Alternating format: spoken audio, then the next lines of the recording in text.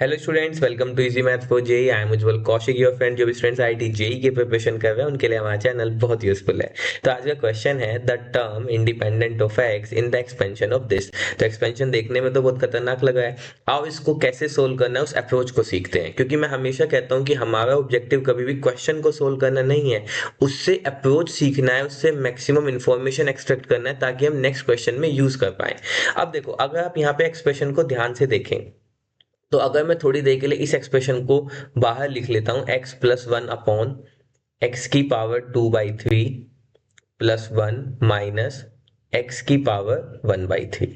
ये मेरा एक्सप्रेशन यहाँ पे गिवन है।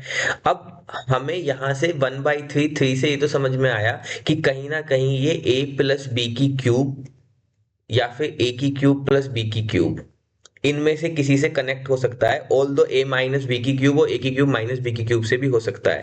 पर जैसे ही मैं ए प्लस बी की क्यूब देखूंगा तो यहाँ पे आता है ए की क्यूब प्लस बी की क्यूब प्लस 3ab ब्रैकेट में ए प्लस बी। ठीक है, ये मैं आपको थोड़ा समझाने के लिए कि आप एग्जाम में क्वेश्चन को अप्रोच कैसे करेंगे उसके लिए एक्सप्लेन कर रहा हूँ। अब ए की क्यूब प्लस बी की क्यूब क्या होता है? ये होता है a plus B, A square plus B square minus A b. अब अगर आप यहाँ पे ध्यान दें तो इस फॉर्मूले में सारी टर्म पॉजिटिव है, लेकिन जो मेरा वाला फॉर्मूला है, जो हमें एक्सप्रेशन गिवन है, उसमें माइनस भी है ना। ये देखो, इस एक्सप्रेशन में क्या है? माइनस भी है। तो ये बात तो यहाँ से हमें प्रीटी मच क्लियर हुई कि ये वाला फॉर्मूला तो काम नहीं करेगा। हो सकता है ये काम करे। देखो यहाँ पे तीन टर्म भी गिवन है, a square plus B square minus A b, और यही है प्लस प्लस माइनस। तो यानी कि अगर थोड़ी देर के लिए मैं इसको माइनस ए बी की टर्म समझू तो मैं इसको ऐसे लिख सकता हूं। ठीक है, अगर ऐसा है तो वन को लिख लेते हैं वन का स्क्वायर।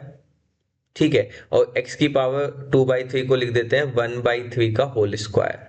तो देखो, अब मैं यहाँ पे कलर चेंज करता हूं तो ये बन गया, ये है a का स्क्वायर, ये है b का स्क्वायर, ये है माइनस का ए बी। तो ये टर्म मुझे कुछ इस तरह से गिवन थी। अब अगर नीचे a plus B, A square plus B square minus A B बना, तो ऊपर हमें क्या करना है? अब से अगर मैं इसमें से a प्लस बी फाइंड करना चाहूँ तो a प्लस बी क्या होगा? तो जैसे a की वैल्यू हो गई x की पावर 1/3, b की वैल्यू हो गई 1। तो ये एक्सप्रेशन होगा। क्या ये एक्सप्रेशन न्यूमरेटर में हमें मिल सकता है? बिल्कुल मिल सकता है। देखो, थोड़ा सा न्यूमरेटर को मॉडिफाई करो तो हमें चाहिए x की पावर 1/3 प्लस 1। तो अगर मैं x की पावर 1/3 की होल पावर 3 ऐसे लिख दूं और 1 की पावर 3 की होल पावर 3 ऐसे लिख दूं, तो ये बन गया a की क्यूब प्लस b की क्यूब। बस यही था हमारे क्वेश्चन का कैच जो हमें समझना था। तो चलिए अब अपने क्वेश्चन पे चलते हैं बिना टाइम वेस्ट करे। तो क्वेश्चन को अब लेते हैं। तो हमने यहाँ से सबसे पहले इस एक्सप्रेशन को मैं आपको सिंप्लीफाई करके बता देता हूँ, फिर इसको सिंप्लीफाई कर लेंगे। या चलो करते चलते हैं। तो यहाँ से x प्लस वन है, x प्लस वन को लिखा हमने ये एक्सप्रेशन, x की पावर 1/3 की होल पावर 3 प्लस 1 की पावर 3, अच्छा 1 की पावर 1/3 आएगा, है ना। ये तो 1 की पावर 9 हो जाएगा वरना, 1 की पावर 1/3 की पावर होल बाई 3। ठीक है, तो देखो अब a की क्यूब प्लस b की क्यूब का एक्सपेंशन लाएंगे तो a प्लस b, तो यानी कि पहली टर्म आएगी x की पावर 1/3 प्लस 1, है ना। समझ रहे हैं ना, यहाँ पे ये बन गया मेरा a की क्यूब प्लस b की क्यूब। ये मैं न्यूमरेटर की बात कर रहा हूँ इसकी।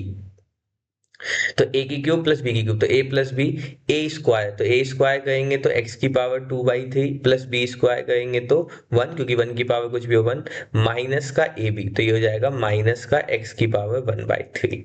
और जो हमारा न्यूमिनेटर गिवन था वो भी क्या गिवन था? x की पावर 2/3 प्लस 1 माइनस एक्स की पावर 1/3। तो अब क्लियरली आपको दिख रहा होगा कि इससे ये पूरा कैंसिल आउट हो गया। चलो अब अपने दूसरे वाले एक्सप्रेशन को सिंप्लीफाई करने की कोशिश करते हैं। तो यहाँ से इसको सोल्व कर लेते हैं। तो ये गिवन है x माइनस वन। ठीक है, तो इसको मैं लिख सकता हूँ x की पावर 1/2 की पावर 2 और माइनस 1 की पावर 1/2 की पावर 2। तो यानी कि अंडर रूट एक्स का होल स्क्वायर, तो ये a स्क्वायर माइनस बी स्क्वायर बना, तो ये हो गया under root X minus one और अंडर रूट एक्स प्लस 1। अब देखो न्यूमरेटर में कुछ ऐसा एक्सप्रेशन मिल रहा है, देखो मिल रहा है। आओ बनाते हैं कैसे। ठीक है, तो हमने न्यूमरेटर को लिख लिया इस तरह से, under root X minus one under root X plus 1 upon. अब देखो जो डिनोमिनेटर है, डिनोमिनेटर में से अंडर रूट एक्स को कॉमन ले लो, तो अंडर रूट एक्स को कॉमन लेंगे तो क्या बन जाएगा? अंडर रूट एक्स माइनस का 1, क्योंकि देखो यहाँ पे है x, तो x में से x को कैसे होता है? Under root X into under root X, बाहर चला गया और इसकी जगह पे आ गया 1। तो बस अब आपको दिख गया होगा कि हमारा एक्सप्रेशन कितना सिंप्लीफाई हो गया है, इसकी होल पावर 10।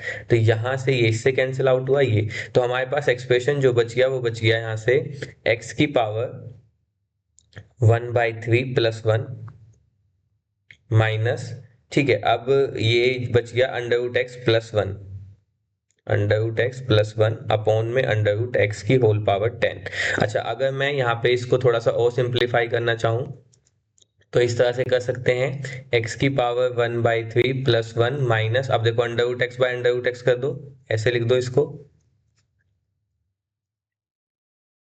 तो इससे ये कैंसिल, वन बनेगा, इससे ये कैंसिल, तो यहाँ से हमारे पास आ गया x की power 1/3 minus under root X, तो ये ऊपर जाएगा तो x की पावर माइनस का 1/2 इसकी होल पावर 10। तो ये हमारे पास एक बाइनोमियल एक्सपेंशन बन गया। अब हमें क्या चाहिए, टर्म इंडिपेंडेंट ऑफ x। तो बाइनोमियल एक्सपेंशन अगर हमें गिवन हो x प्लस वाई की पावर n, तो उसकी जनरल टर्म क्या होती है, t r plus one term क्या होती है, एन सी आर एक्स की power n minus r y की पावर आर। बस इसी कॉन्सेप्ट को हम यहाँ पे यूज करेंगे। तो इस कॉन्सेप्ट की हेल्प से अब देखो इस पे काम करते हैं। हमें गिवन है x की पावर 1/3 माइनस एक्स की पावर माइनस 1/2 की पावर 10, ठीक है, ये गिवन है। चलो इसको थोड़ा सिंप्लीफाई कर लेते हैं। So this is equal to general term, अगर हम इसकी लिखना चाहें तो जनरल टर्म क्या आएगी, टेन सी आर, ठीक है, मैं यहाँ पे लिखता हूँ t r plus one, ten C r x की पावर, तो पहले वाला है एक्स की पावर 1/3 की पावर n माइनस आर, यानी कि 10 माइनस आर इंटू वाई। तो वाई क्या है, माइनस का एक्स माइनस का 1/2 की पावर आर, ठीक है। अब this is equal to 10 CR, इसको थोड़ा सिंप्लीफाई कर लो तो ये हो गया x की पावर 10 - r/3 इंटू ये हो गया x की पावर माइनस का r/2, और ये -1 की पावर r को हमने अलग से लिख लिया क्योंकि इसमें x नहीं है। तो ये हो गया 10 CR माइनस वन की पावर आर एक्स की पावर। अब देखो पावर बेस सेम है तो पावर ऐड हो जाएंगी, पावर ऐड हो जाएंगी तो यहाँ से एलसीएम आ जाएगा हमारे पास, तो पावर्स को ऐड कर लेते हैं, यानी कि 10 - r/3 माइनस r/2, ठीक है, तो एलसीएम आ जाएगा 6, तो 3 2 ज़ा 6, तो यानी कि 20 - 2r माइनस 3r, तो हमारे पास कितना आ गया, 20 - 5r/6। तो यहाँ पे लिख देते हैं 20 - 5r/6। अब देखो हमें क्वेश्चन में फाइंड करना था कि टर्म इंडिपेंडेंट ऑफ x, तो कौन सी टर्म इंडिपेंडेंट ऑफ x होगी, जब x का जो भी एक्सपोनेंट आया है वो इक्वल टू 0 हो जाए। अगर x का एक्सपोनेंट यही तो बनेगी इसकी टर्म्स, तो अगर जो ये मेरा x का एक्सपोनेंट है ये इक्वल टू 0 हो जाए, मतलब जो इसका एक्सपोनेंट है वो 0 हो जाए, यानी कि x की पावर 0 1, तो रिमेनिंग टर्म जो होंगी उसमें x नहीं आएगा।